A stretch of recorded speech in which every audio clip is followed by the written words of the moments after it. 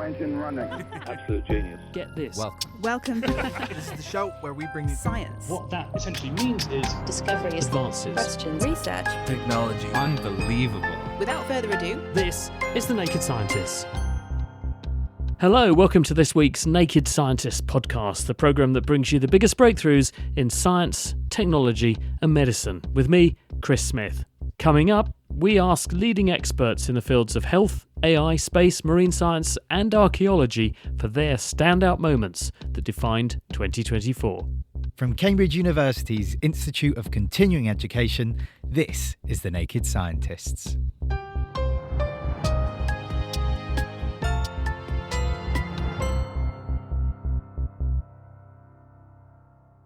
And we start this week with health and epidemiology. With 2024 drawing to a close, parliamentarians in the UK voted on a landmark bill that would allow some terminally ill adults to end their own lives. It was said by some to be one of the most significant and sensitive topics to have been voted on by British MPs in recent decades. But what will it mean? And what still needs to happen if this bill is going to pass into law? Well, I've been speaking to Linda Bald, who's Professor of Public Health at the University of Edinburgh.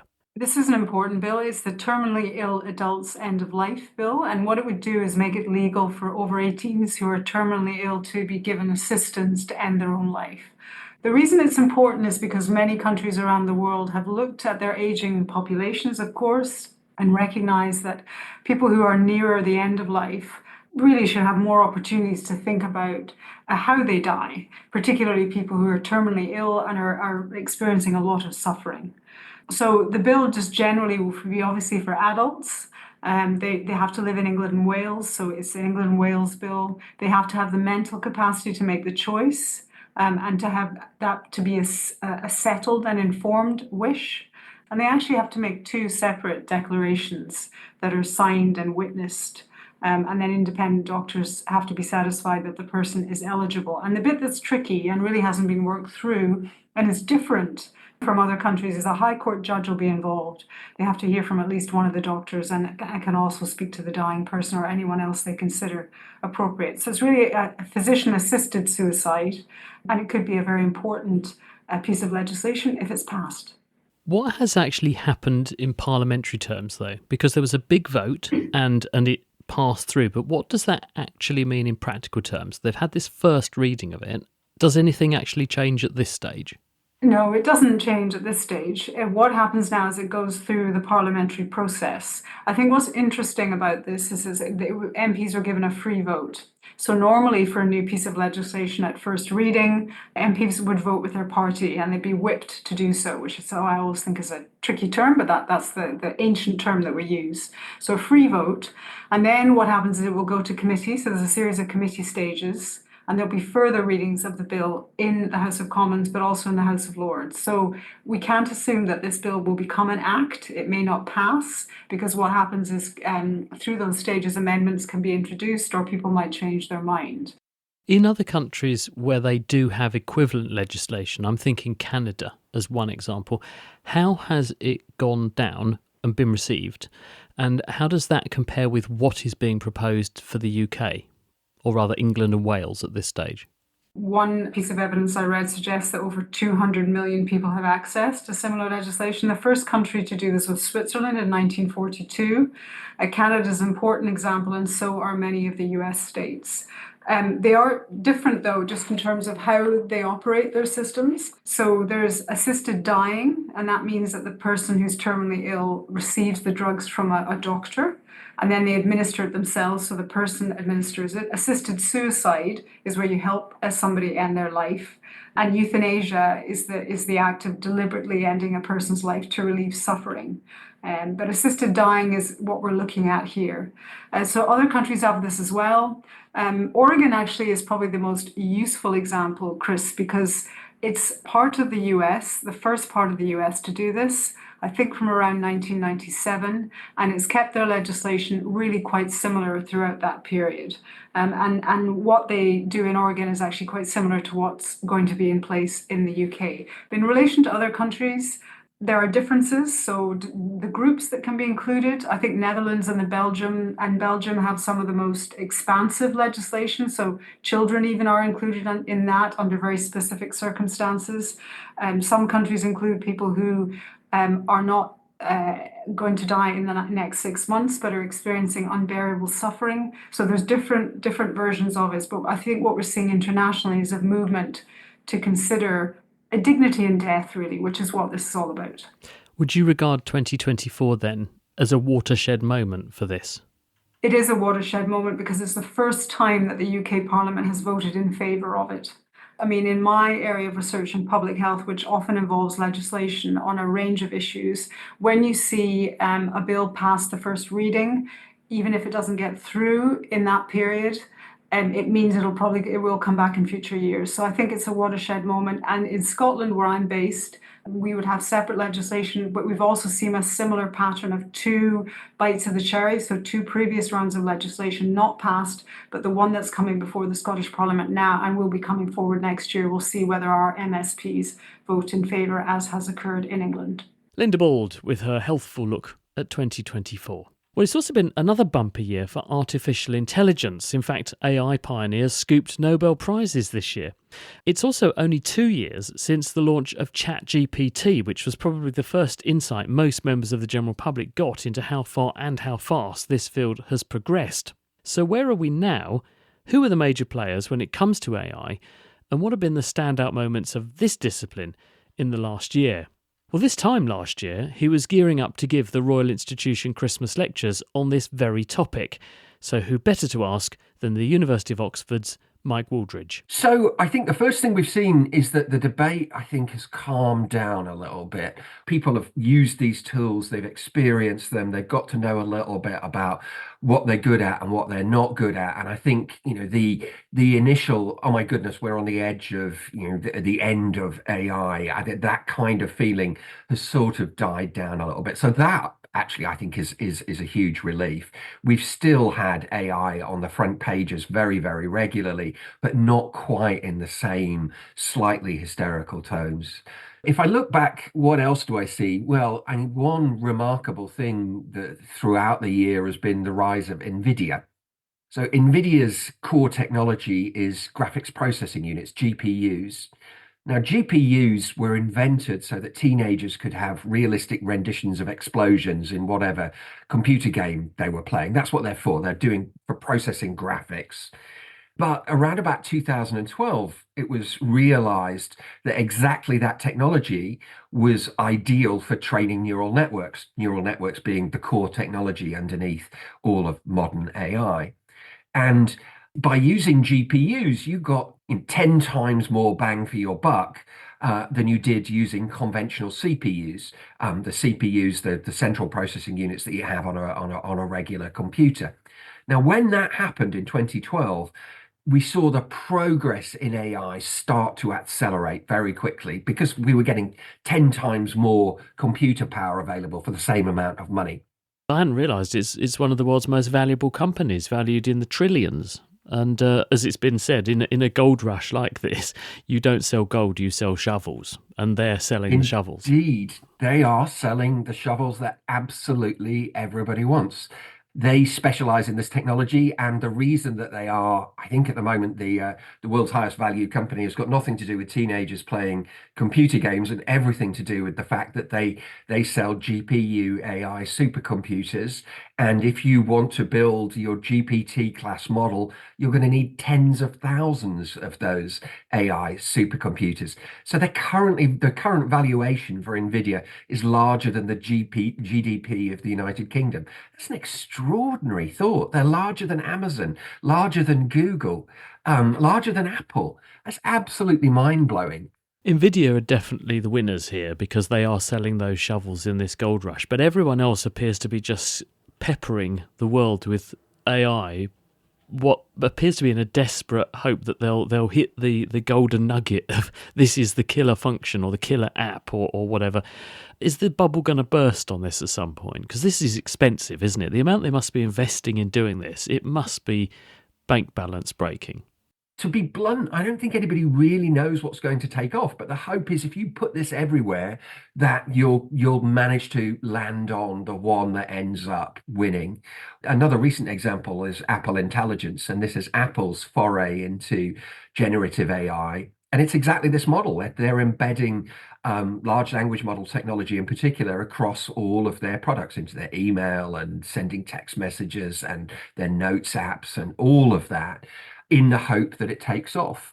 There is no guarantee that it will take off. If we go back to the 1990s, I don't know if you remember Clippy, and I don't know if you remember how you felt about Clippy. Clippy was Microsoft's attempt to embed AI in that the paperclip, 1990s. that annoying The paperclip that kept popping The up. annoying It paperclip. looks like you're trying to compose a letter. Let me help. And then it Exactly would so. screw up all the settings. And Yes. it took half an hour to unpick all the damage it did. And then you wrote your letter and wished you'd never touched Yeah. it. Yeah, I remember Clippy. So Clippy was Microsoft's 1990s attempt to embed AI in their product suite. And it didn't just fail, it attracted ridicule. It rapidly became an embarrassment and was very, very quickly dropped. But actually, what we're seeing at the moment is not very different from Clippy. It's much more sophisticated technology, unimaginably more sophisticated technology. But the mode of using it as a kind of an assistant that helps you do things is very, very similar. So it may well be that people just don't pick up this technology. But yeah, what we're seeing is this just rush to put AI, generative AI everywhere, in the hope that companies land on the killer app, and then how do they monetize it? How do they get recoup these incredible returns on investment? Whatever happens, please do not bring back that paperclip. That was Oxford University's AI guru, Mike Wooldridge. The Naked Scientists podcast is produced in association with Spitfire, cost-effective voice, internet and IP engineering services for UK businesses. Find out how Spitfire can empower your company at spitfire.co.uk. Music in the programme is sponsored by Epidemic Sound, perfect music for audio and video productions. And this is the Naked Scientist podcast with me, Chris Smith. And still to come, what Indonesian cave paintings are revealing to us about the spread of early humans. But first, 2024 has been a stellar year in the field of astronomy. The James Webb Space Telescope has discovered atmospheres on planets light years away, and the Euclid mission has begun to unravel some of the secrets of dark matter. But down here on Earth, much of the buzz around space has been about our planned return to the Moon, which keeps, regrettably, being delayed. But space scientist and author David Whitehouse has been keeping a close eye on this aspect of the space race over the last year. Well, I think it's got to be Elon Musk, and the latest test, or one of the latest tests of his Starship and his Super Heavy booster. It's more powerful than anything's been launched before. It's taller. It's relatively simple in terms of what it does, but it's done some spectacular things. One of the latest, most watched space missions of recent years was when the Starship went into orbit and then flew around the world and came down in the Pacific, not far from Australia. But the Super Heavy booster that took it on the first few minutes of its flight and provided most of its thrust to get into orbit was actually returning to the launch pad and was captured by these two arms called chopsticks. And this was the very first attempt at doing that. And I don't think anybody expected it to work, but it was absolutely spectacular. And it shows the difference in momentum and achievement between SpaceX and, say, NASA, in the sense that SpaceX flies more frequently, it is learning faster, it's prepared to fail, but when it fails, it learns from that and progresses.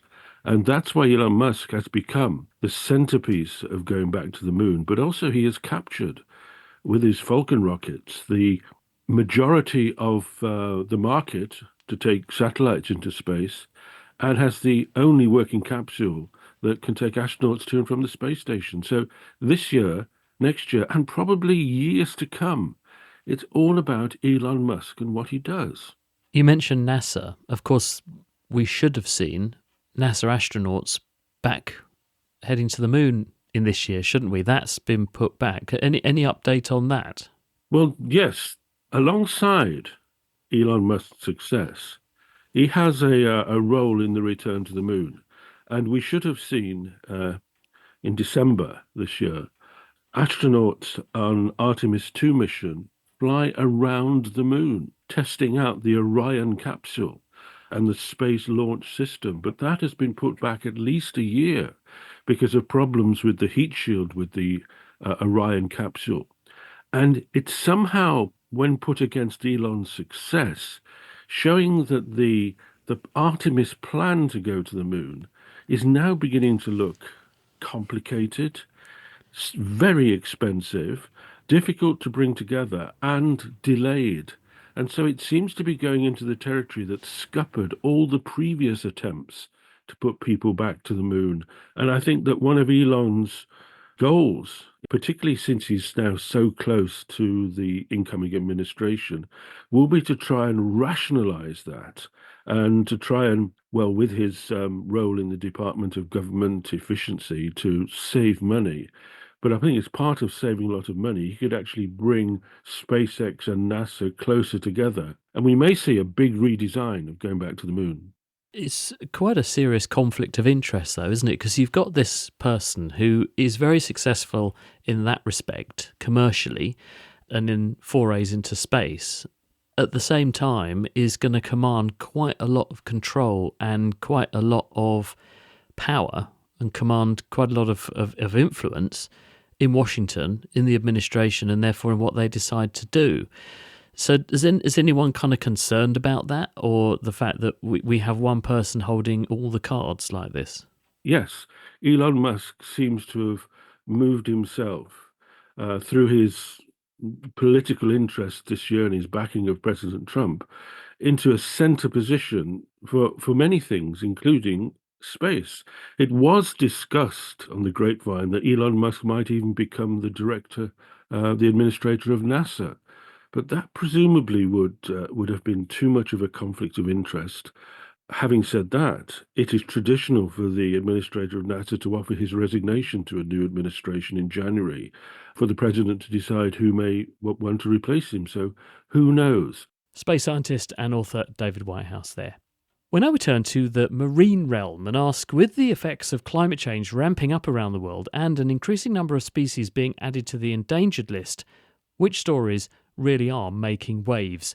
Will Tingle has been speaking with marine science communicator from the Out of Our Bubble podcast, Liberty Denman. Well, it's so hard to pick one thing in a space that moves so quickly and yet so slowly on a political front. So I'm actually not just going to pick one thing. I'm going to pick two, give you a bit of good news, a bit of bad news. I say that the bad isn't even that bad news. It's just interesting. The IUCN have actually released an updated report on the global status of elasmobranchs, so your sharks, rays, chimeras, which followed on from their last one in 2005. So it's been a nice 20-year waiting period of excitement to see what's changed. And then a bit of really good news is actually the Azores have declared the largest marine protected area in the North Atlantic. It will be Europe's most extensive MPA, with their network covering 287,000 square kilometres, which has to be good news, I think. In terms of the sharks IUCN thing, as you said, that seems an extraordinarily long time in order to get a report out. Why has it taken 2.5 decades for us to get meaningful information? I think when you're covering off about 500 species of sharks, then you've got to consider all your rays as well.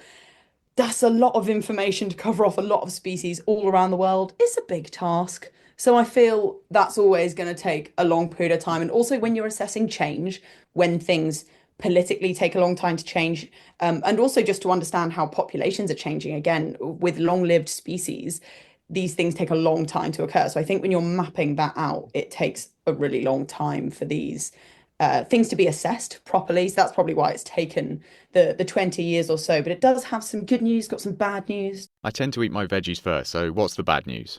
So unfortunately, this group of species, so the elasmobranchs, your sharks, rays and chimeras, are of the most threatened vertebrates on the planet. So about a third of elasmobranchs are in a threatened or worse status on the IUCN Red List of Endangered Species, primarily due to overfishing, which is really evident in the reported demand for shark meat that has actually increased almost twofold as well as also seeing a diversification in products that we're seeing. So there's also gill plates, liver oil, skins on top of the sort of the standard meat and fins, if you will.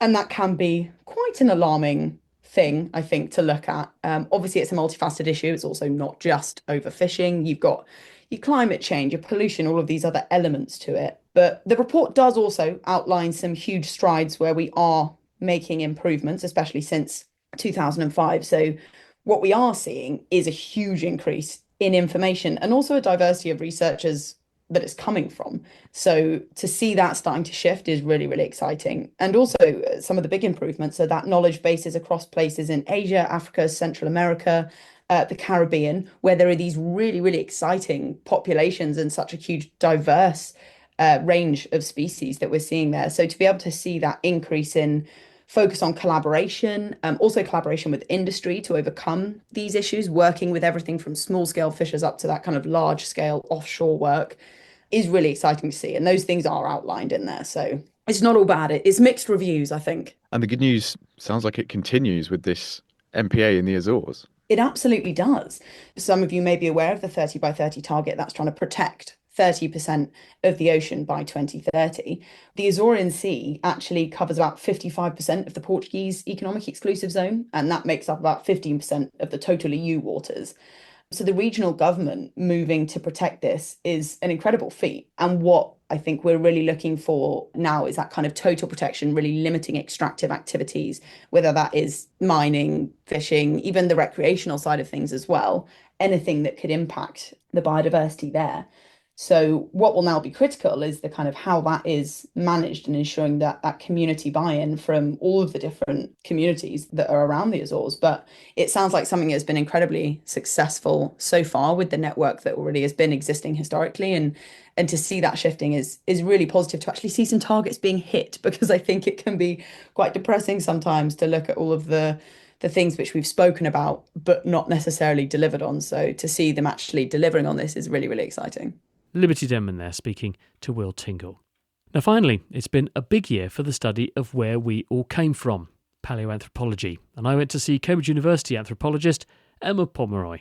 Yeah, I mean, I was really spoilt for choice, really, with picking some studies, but this one was quite an important one, looking at cave art from Sulawesi and trying to redate it. I mean, cave art is notoriously difficult to date, and essentially you have to date the layers of calcium carbonate that form over the top of it. And they've done this with some beautiful panels from 2 different sites and dated them to over 50,000 years, which is really quite remarkable. I mean, we probably think of a lot of cave art as being European, but this is showing some of the oldest that we have is actually from Southeast Asia. And we have representations of animals and kind of panels and scenes that perhaps suggest there's some kind of narrative behind the work. What does that tell us then about what we think was happening to anatomically modern humans in terms of how we were evolving, thought processes, society and so on? Because we can get a lot out of what people were doing and drawing, presumably, in terms of those deductions. Yes, especially with this kind of art where they are representing sort of figures and animals. There's a real suggestion of narrative and storytelling. And this is something that we think is probably really important in human evolution and in the evolution of Homo sapiens, our own species, and really recent human evolution as a way of sort of bonding groups together, but also passing on knowledge. And the fact that it comes from Southeast Asia is really exciting as well, because a lot of people, sort of up till about 20 years ago, assumed these figurative arts panels were really something European and associated with what we call the European Upper Paleolithic, which is sort of the kind of stone tools that the earliest modern humans were making. So very exciting to have this from so far away from what many have considered to be the heartland of this kind of art. What does this do to our understanding of our out of Africa origins? Because certainly when I first started learning about paleoanthropology and so on, people were very fixed on the idea that about 50,000 years ago, that's when we began to leave Africa and go around the world. Well, if we've got this kind of level of detailed art already established so far from Africa, that must put the kibosh on that story a bit then. So we still have dates for around, say, 50,000 years for dispersals of modern humans into Europe. But actually, the dates that come from Southeast Asia, parts of China, very famously Australia as well, tend to be in this earlier period of, 60,000 or even earlier. The other thing that you've picked on is another paper which this fascinated me as the sort of doctor and infectious diseases person that I am. You've got this paper on tooth enamel and using that to work out what a person's immune system was doing and therefore what sorts of things they might have been succumbing to or diseases they may have been fighting off. Yes, this was a really fascinating paper coming from a team led by Tammy Buonasera and colleagues from the University of California at Davis. And they focused on the remains of indigenous people from a site in California dating to the late 18th century. Basically, they looked at the tooth enamel, and sometimes we do this quite often today to try and tell the sex of the people. But they also looked for signs of immune proteins, such as immunoglobulin G and something called C-reactive protein. And these are signs of inflammation, so a stress response happening in the body. Why would those things be in the tooth enamel? Because they're in the serum, so circulating in the blood, and then while the tooth is forming, they are also captured in the enamel. And what's really interesting about tooth enamel, unlike the rest of the skeleton, which sort of gets replaced periodically over the years, tooth enamel doesn't. So it kind of captures a snapshot about the individual at the time they're forming those teeth, so during their childhood. This presumably gives us an insight into the kinds of things those people might have been succumbing to, or the disease burden, really, at that point in their life. Absolutely. So they don't have quite the same simple pattern as tree rings do. But you're right, it's kind of incremental structures, so structures that are forming bit by bit.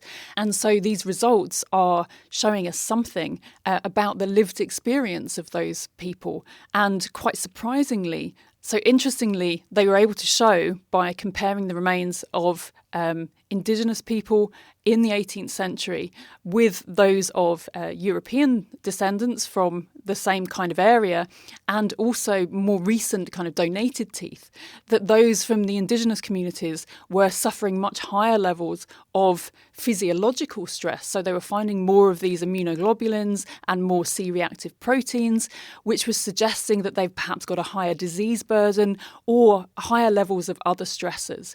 And this is really exciting because it's suggesting that we can have another window onto understanding how people's lives were and the kind of experiences they had. Emma Pomeroy. That's where we have to leave it for this episode, but do please join us on Tuesday for Titans of Science, which continues with the Master of Ceremonies for the famous Ig Nobel Prizes, and that is Mark Abrahams. The Naked Scientist comes to you from the University of Cambridge's Institute of Continuing Education. It's supported by Rolls-Royce. I'm Chris Smith, thank you for listening, and until next time, goodbye.